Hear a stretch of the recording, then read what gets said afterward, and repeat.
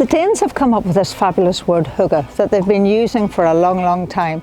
And you know, I think we do it too, because what it's all about getting together with family and friends in a nice relaxed way, very often out of doors when the weather's good. Time doesn't matter, any time of the day, and especially if you can cook outdoors, it's even better. Well, I have a couple of lovely, easy recipes for you that you can put together in minutes so you can just sit around and enjoy the company of all your friends and cooking your food out of doors, which has a special taste. I'm going to make a great dish with sort of leftover chicken or maybe turkey, or maybe if you've got some game, you can use this just to pop it together. As I say, this is just so relaxed and it's all done in the one dish, so you'll enjoy that. But first of all, we're going to get a little bit of flavour into the pan over here. Got a little bit of olive oil in the pan, and then to that I'm going to put all sorts of nice interesting things. So I've got a little bit of onion, a little bit of garlic, some peppers, whichever colour you fancy, a little bit of red onion, some sultanas, a little pinch of cinnamon, the key ingredient, a little bit of harissa paste or chilli paste, just to give this a bit of heat. Into the oven, and you get this wonderful temperature coming up here just from this is about 200 degrees centigrade that I have here.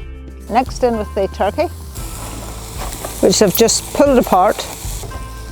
So to that I'm going to add a couple of ounces of sultanas, a little bit of harissa paste or chili paste, which is really going to give this a little bit of heat. Passata, or just tomatoes chopped up and cooked. And then into the pan they go. Now I've just left that to cook for about 4 to 5 minutes. Just going to bring it back and then finish it off. And to finish this off, it's really simple. A little bit of cinnamon, just sprinkled over the top of it. Coriander, which is a fabulous herb with that lovely sharp bitter flavour. So I'm just going to take a little bit of that and tear it over the top. And then you want a real casual sort of hygge topping for this one. And there's nothing handier than phyllo pastry. And I'm just going to take those sheets of phyllo pastry that you just buy in the supermarket like that. And I'm just going to scrunch it up, put it over the top of this in a real casual way, right round the whole top of it, and then finish it off with a little bit of butter, just melted over the top of it, which will stop it from sort of burning and go nice and crunchy. Back into the forno, just to let it get golden on top and heated through, and it doesn't get any more casual than that.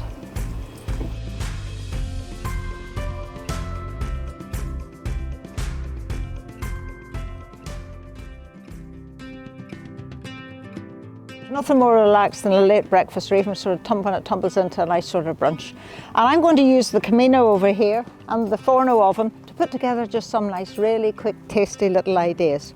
First one I have over here, just some really nice pork sausages on the griddle plate. And I've just set this on top of the Camino, which is lovely because it cooks beautifully, and you can also use it to keep you nice and warm when you're sitting outside and eating it. I've got a griddle pan in here. I'm going to put some bread, and you can use whatever sort of bread you want. I'm just using some bagels onto this. We'll pop those on there to toast.